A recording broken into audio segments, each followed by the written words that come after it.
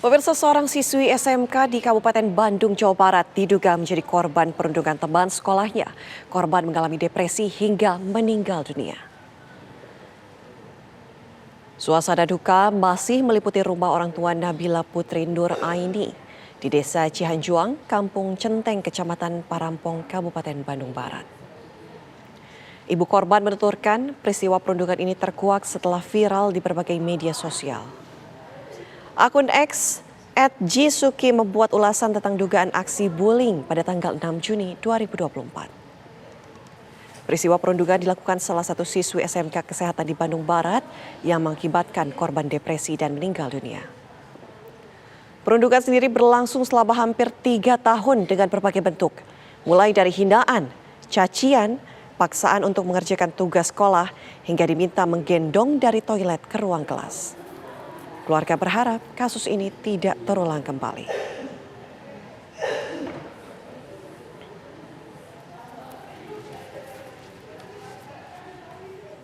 Agak maju sedikit tuh fotonya. Itu putri saya tidak berani bilang ke saya awalnya itu permasalahan. Saya pun tahu dari temannya menceritakan semuanya. Saya mau bicara langsung laporan ke sekolah pun sama almarhum ini tidak boleh, karena almarhum selalu bilang bahwa Neng itu di sini untuk cari ilmu, bukan untuk cari musuh. Jadi di situ itu mungkin ya cita-cita Neng di sana gitu. Awalnya mungkin dari situ, tapi dikira saya pelaku ini tidak akan melakukan lagi hal semacam itu, tapi ternyata tetap melakukan. Putri saya tidak bilang.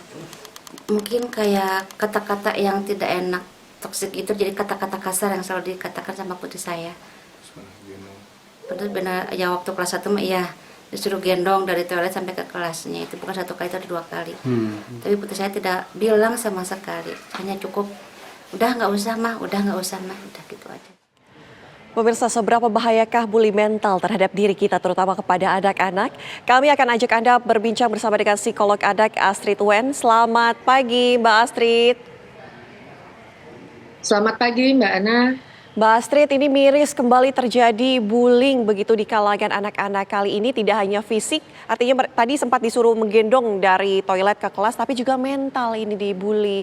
Anda melihatnya seperti apa? Seberapa bahaya bully mental?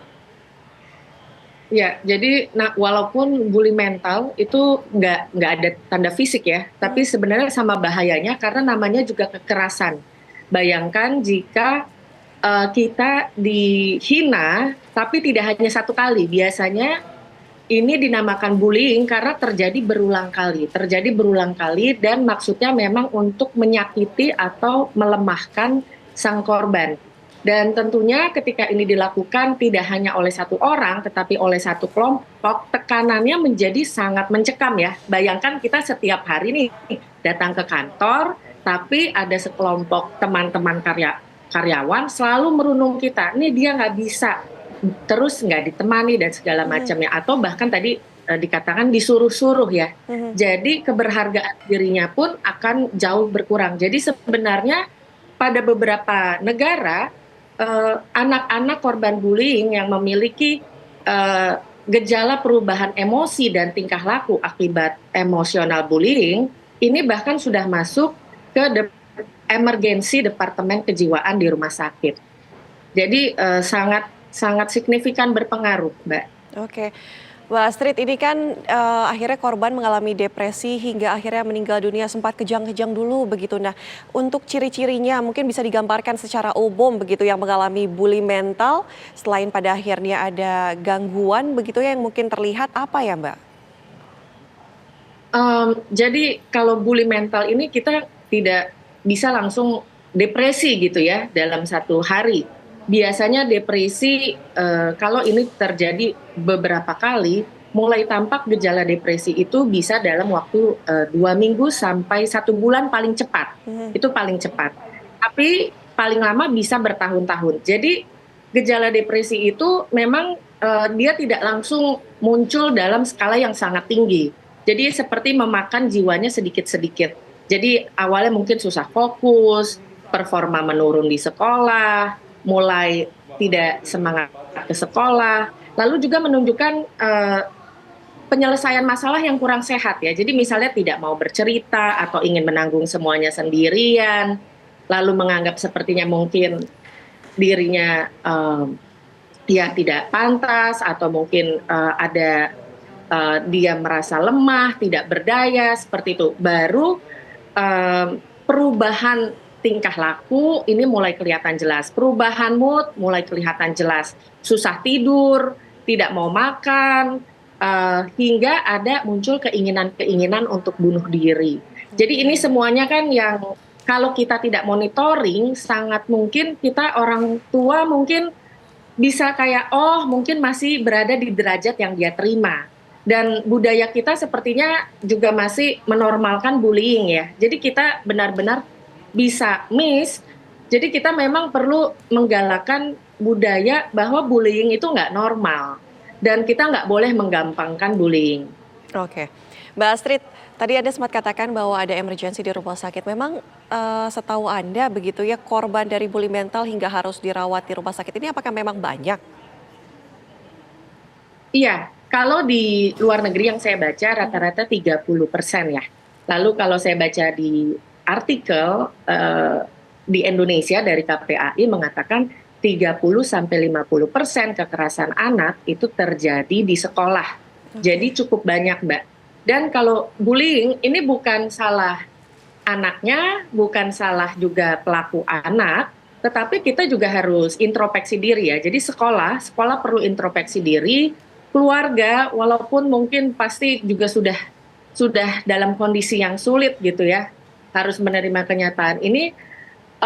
Buat keluarga-keluarga yang mungkin masih ada kesempatan untuk melakukan hal yang lebih baik, bisa ketika memang ada perubahan yang seperti ini, anak saya kok akhir-akhir ini nggak happy ya seminggu dua minggu ini, boleh banget untuk ngecek ke sekolah. Jadi sebenarnya cukup penting, Mbak, karena efek kekerasan ini nggak cuma setahun, nanti berefek lagi pada relasi di masa depan, berefek lagi pada konsep diri, berefek lagi pada kepercayaan diri dia, efeknya juga pada interaksi sosial dia dengan orang-orang di sekelilingnya.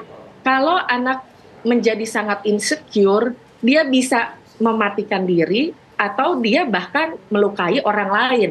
Seperti itu. Jadi efeknya bisa ke dalam diri atau ke lingkungan. Itu kan bahaya ya, Mbak. Karena yang dia dapatkan selalu kekerasan. Ya kalau kekerasan terus yang didapat, bagaimana kita mengharapkan dia menjadi orang yang penuh kasih, menjadi orang yang peduli gitu.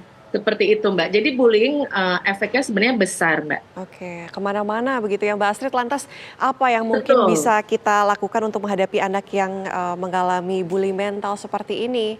Mungkin dalam lingkup keluarga atau rekan-rekan begitu? Yang pertama harus benar-benar aware ya. Karena anak kan biasanya kalau dia korban, dia takut untuk menceritakan atau dia mungkin tidak mau merepotkan orang lain. Oh, saya bisa tanggung sendiri. Tapi gejala depresi itu kalau sudah makin parah, diri sendirinya biasanya nggak ngerasa nih, Mbak, dia sudah punya gejala depresi. Taunya hanya aku lemes gitu ya, aku pundungan, aku merasa nggak berguna, lebih baik aku mati aja gitu. Jadi memang sangat penting sekali kepekaan orang-orang di sekitarnya. Itu yang pertama. Lalu yang kedua, harus ada orang yang berani, orang dewasa dalam hal ini, untuk masuk ke dalam batasan pribadi anak ini. Perlu ada yang berani bertanya, kalau aku perhatikan, kamu suka sedih ya, boleh tahu nggak ada apa? Aku tempat yang aman kok untuk kamu bercerita. Jadi juga tidak hanya dibebankan pada orang tua saja, Mbak, tetapi orang dewasa di sekitar anak ini. Baik, Mbak Astrid, terima kasih sudah berbagi informasi di Kabar Utama Pagi. Kami harapkan juga tidak ada lagi kasus bullying seperti ini yang menghancurkan mental dan juga fisik anak. Selamat pagi, Mbak Astrid.